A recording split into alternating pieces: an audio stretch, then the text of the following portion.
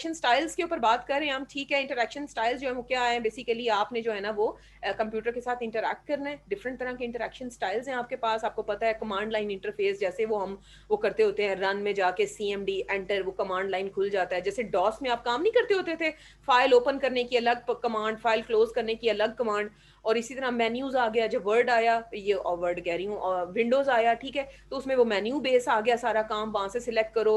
फिर question answer based dialogue query systems, ये भी हम देखेंगे ये क्या बीमारी होती है। फिर उसके बाद form filling, spreadsheets, wimp, wimp किधर से निकला है, विंडो आइकन मेन्यू पॉइंटर, ठीक है, विंडो बेस, बिल्कुल, ये विंडो आइकन मेन्यू पॉइंटर, ये सब हमें पता है, ये सब चीजें हमें पता है। बस ये कह लें कि एक फॉर्मेलिटी है कि आपको पढ़ाना है कि ये चीजें होती हैं, वरना अगर मैं, ठीक है। कमांड लाइन इंटरफेसिंग में बेसिकली क्या होता है, कहानियां इसकी पढ़ लेना, आपको कॉन्सेप्ट दे देती हूँ। कमांड लाइन इंटरफेसिंग में यही होता है कि हर चीज के पीछे कमांड होती है। इसका बस प्रॉब्लम ये होता है, और हाँ, हर वर्ड, हर सेंटेंस, जो भी शॉर्ट एब्रीविएशंस होती हैं, उसके पीछे कोई रीजन होता है, कोई उसके पीछे कोड हुआ होता है, उसके पीछे वो कमांड है, सिस्टम ने उसके अगेंस्ट कोई फंक्शनैलिटी परफॉर्म करनी है।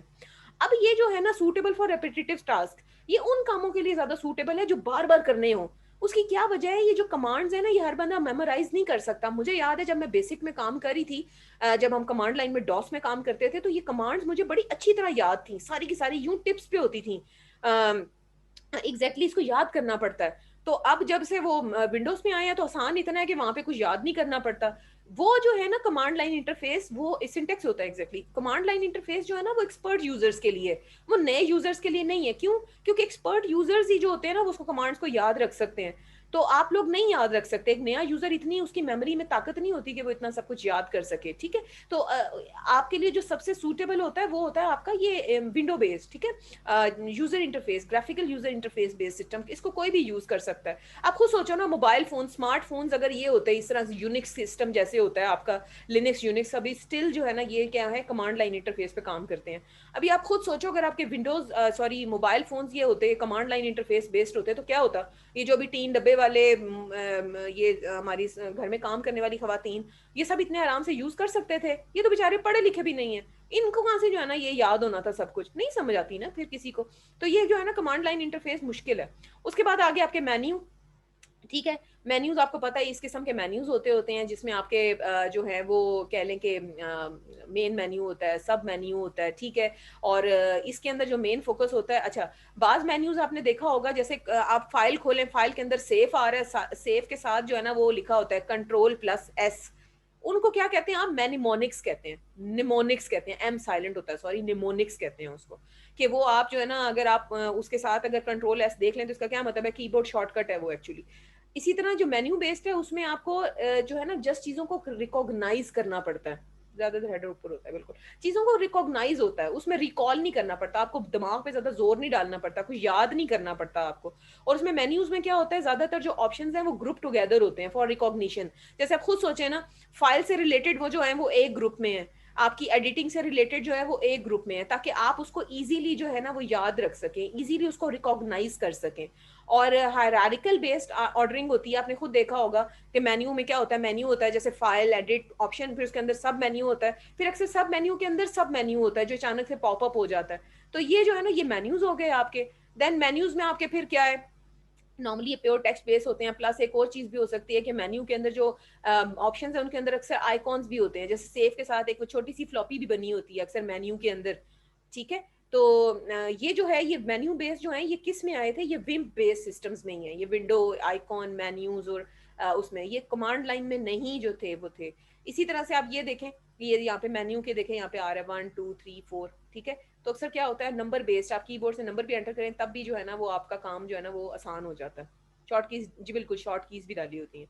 क्यूरी इंटरफेसिंग, ये जैसे आप लोग नहीं कर रहे होते डेटाबेस में, आपने जो है ना वो फॉर्म बनाया हुआ है, आप फेसबुक पे भी देखो, या आप अपने अगर फॉर एग्जांपल आपने कोई रिपोर्ट जनरेट करनी है, आप क्या करते हैं वहां पे एक क्यूरी करते हैं, यहाँ से लेके यहाँ तक जो है ना मुझे रिपोर्ट जनरेट करके दे दो। तो वो क्या है, वो क्यूरी इंटरफेस है, आपने कोई क्वेश्चन किया है और सिस्टम ने उसके अगेंस्ट आपको आंसर करके दिया है, क्यूरी बेस्ड इंटरफेस। अब जो है ना आप ये देखें कि जो क्वेश्चन आंसर बेस्ड इंटरफेसिंग है ना ये बड़ी स्मार्ट होती जा रही है। आपको कोर्टाना का आइडिया है, कोर्टाना? या अगर अक्सर आप देखें कि नेचुरल लैंग्वेज प्रोसेसिंग का नाम सुना होगा आप लोगों ने, पीछे बॉट्स बैठे होते हैं, अक्सर आपने देखा है ये बॉट्स कि वहां पे आप उनके पीछे डेटाबेस में सारी क्यूरी, सारे उनके पास ऑलरेडी डेटा सेट मौजूद है।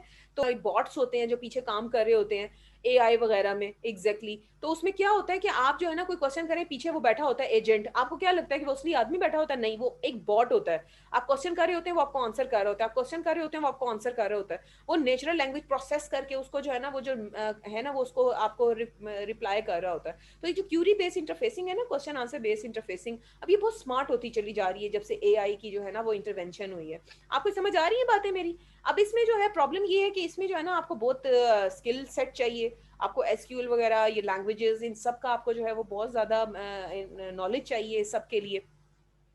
फॉर्म फिलिंग, ये भी आपको अच्छी तरह पता है। आप रजिस्ट्रेशन से लेके आप कहीं भी चले जाएं, आपके सामने जो है ना आपको फॉर्म फिल करने पड़ते हैं। और ये जो फॉर्म है ये क्यों इजी टू यूज है, क्योंकि आप ये देखें कि हम जो है ना फॉर्म्स डिजाइन करते हैं उन्हीं फिजिकल फॉर्म्स की बेस पे जो नॉर्मली यूजर मैनुअली, जिसको कह लें कि उसको ना रियल लाइफ में यूज करते हैं। तो फॉर्म फिल, जैसे अब नेम है, आपने अगर फिजिकली कहीं पे फॉर्म फिल करना हो तो नेम के आगे आप नेम लिखते हैं, उसी को जो है ना ट्रांसफॉर्म किया जाता है इंटरफेसिंग पे। जैसे फॉर एग्जांपल आप ये देख लें कि अगर आप लोग जो यूनिवर्सिटी के अंदर कह लें कि रजिस्ट्रेशन जैसे करते होते हैं, ठीक है, अगर उसी को उठा के उसका इंटरफेस बना दें तो वो नेम के आगे नेम ही डालना है, लॉगिन के आगे लॉगिन ही डालना है, पासवर्ड के आगे पासवर्ड ही डालना है। तो ये वो चीजें हैं कि जो आपके रियल उसके साथ ना आप उसको कर रहे होते हैं।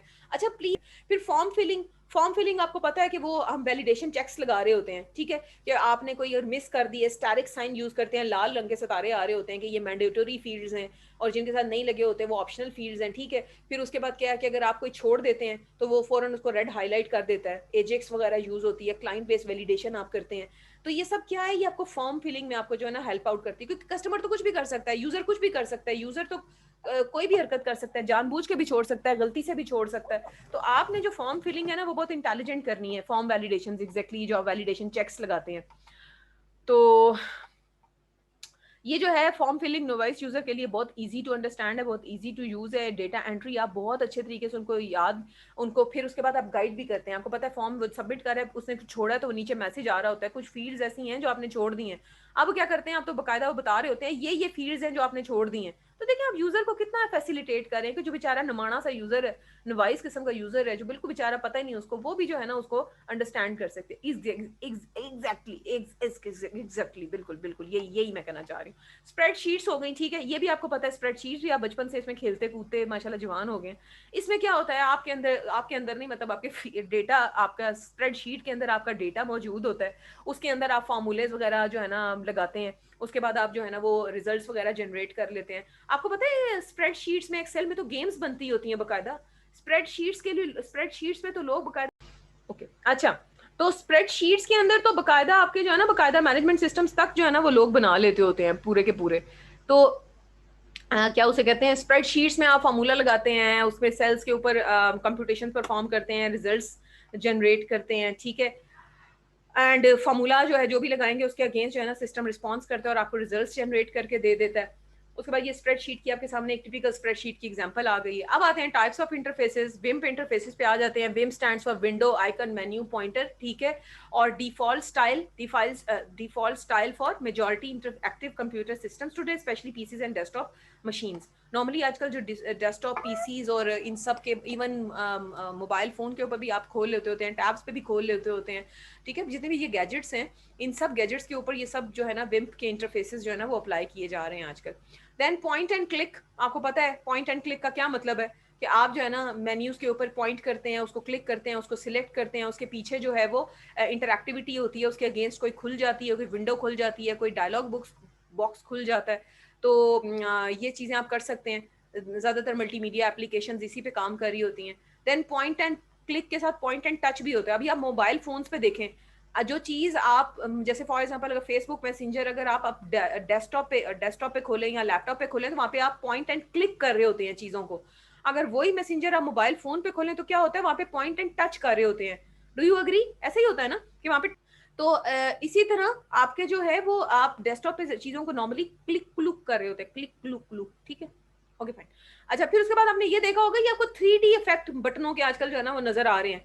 3D का क्या मतलब है, टच में आप इधर उधर स्क्रॉल करें, लेफ्ट करें अगर इस बटन को तो वो ग्रे कलर का हो जाएगा, इसी को अगर राइट पे करें तो क्या हो जाएगा ये, मगर ये फिजिकल नहीं है, ये बड़ा इल्यूजनरी एक 3D इफेक्ट क्रिएट किया हुआ है कि जैसे आप कोई फिजिकल बटन है जिसको आप इधर उधर जो है ना वो पकड़ के खींच तू रहे हैं। तो ये जो 3D इफेक्ट है ना आजकल इंटरफेसिंग में ये बहुत यूज हो रहा है।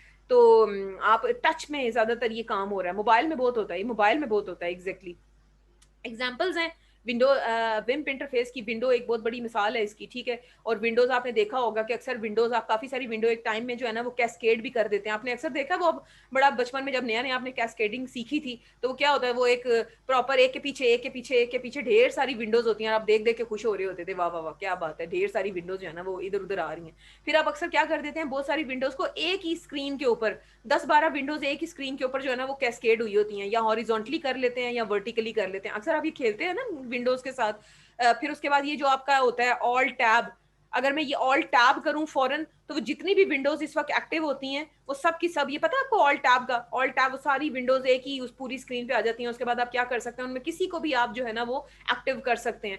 तो ये सारी वो विंडोज की खेल कूद है जो आपको इतनी जो है ना ये प्रोवाइड की जा रही है। यही बात है कि विंडो में क्या होता है, ये ओवरलैपिंग हो जाती हैं बहुत सारी जो है, फिर टाइल्ड आ जाता है, टाइल्ड में आप जो है उसको वर्टिकली टाइल्ड कर सकते हैं, हॉरिजॉन्टली टाइल्ड कर सकते हैं। विंडोज में आपको ये बात पता है, विंडो में ये जो ऊपर है सबसे ऊपर इसको टाइटल बार कहते हैं, ये आपकी एड्रेस बार होती है। ये नीचे जहाँ पे file, edit, view, tool, help, ये सब क्या है, आपका मेन्यू बार है। नीचे यहाँ पे जहाँ पे टूल्स होते हैं आपके, ठीक है, टूल टिप्स होती हैं, टूल्स होते हैं, सॉरी टूल टिप नहीं, जहाँ पे टूल जहाँ पे आप माउस की टिप रखते हैं उसको आप जो है ना टिप के थ्रू आप जो है ना उसको बता सकते हैं कि ये क्या है, होवर करके, माउस ओवर करके, ठीक है, ये होती हैं। ओके, देन आइकॉन्स, ये भी आपको अच्छी तरह पता है कि विंडो आप जो है ना उसका वो बना रहे होते हैं, शॉर्टकट बना के डेस्कटॉप पे रख देते होते हैं, ठीक है, वो एक बन जाता है आपका वर्ड की फाइल आपने फौरन सेव की। जिस तरह लड़कों के डेस्कटॉप साफ सुथरे होते हैं और लड़कियों के जो डेस्कटॉप है उसमें आइकन हुआ होता है, हर चीज जो है ना उठा के डेस्कटॉप भरे होते हैं अपने आइकॉन्स जो है वो श्रिंकिंग विंडोज, और इसको हम क्या कहते हैं, इसको कहते हैं हम आइकॉनिफाइंग, ठीक है। ये जो छोटे छोटे आइकॉन्स बना के आप रख देते हैं ना विंडोज में, इनको हम क्या कहते हैं, आइकॉनिफाइंग। और इससे फिर ये शॉर्ट तरीका होता है जिसको आप क्लिक क्लुक करके जो है ना आप अपनी एप्लीकेशन को जो है वो खोल लेते हैं। आइकॉन्स आपके सामने हैं, ठीक है। आइकॉन्स जो है वो आपके विंडोज के ऊपर इस तरह से आपको नजर आते हैं, कुछ छोटे आइकॉन्स भी होते हैं, कुछ बड़े आइकॉन्स भी होते हैं। ओके फाइन, देन मेन्यूज, फिर वही बात है, मेन्यूज आपको क्या चॉइसेस की सिलेक्शन में आपको हेल्प कर रहा होता है। आप फौरन से इसको बजाय कुछ याद रखने के, आप फौरन से जो है ना जो भी आपको फंक्शनैलिटी चाहिए आप उसको अचीव कर सकते हैं। इसी तरह प्रॉब्लम क्या है कि मेन्यू का मसला ये था कि बहुत स्क्रीन घेर लेते थे ये, ठीक है, पहले पहले जब मेन्यूज बनते थे। उसको सोल्यूशन क्या आया, pull down and popup menu. Pull down menu कौन से होते हैं, ये जो आप ऊपर से फाइल सिलेक्ट नीचे खुल जाता है, फिर उसके बाद सब उसका क्लिक किया, एडिट, सेव एज, वो आगे चला गया, ठीक है। तो ये पुल डाउन होते हैं जो ड्रैग डाउन होते हैं टॉप स्क्रीन से।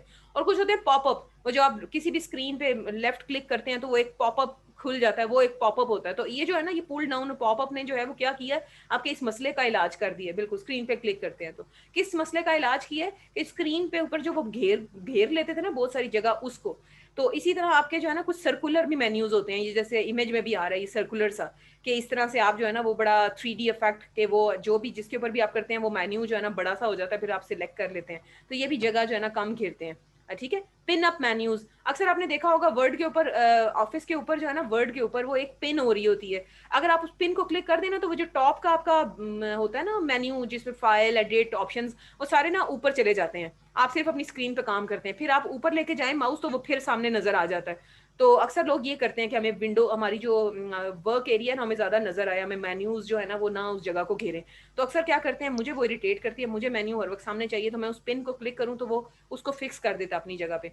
इसी तरह से कैस्केडिंग मेन्यू, कैस्केडिंग मेन्यूज वही बात है कि आपकी जो है ना एक मेन्यू के अंदर दूसरा मेन्यू, यानी कि वही बात है हायरार्किकली उसको सेट किया होता है। पाई मेन्यू, ये जो सर्कुलर वाला ये पाई मेन्यू है जिसकी मैंने अभी आपको सामने बात की है, उसके सामने फिर उसके साथ ही फिर आप कीबोर्ड के थ्रू भी कि अगर आप F3 प्रेस करें तो वो फाइंड का मेन्यू आपके सामने जो है ना आ जाता है। तो इस तरह से आपको थ्रू कीबोर्ड भी आपको जो है ना वो थ्रू एक्सेलरेशन आपको हेल्प कर रही होती है ये चीज़।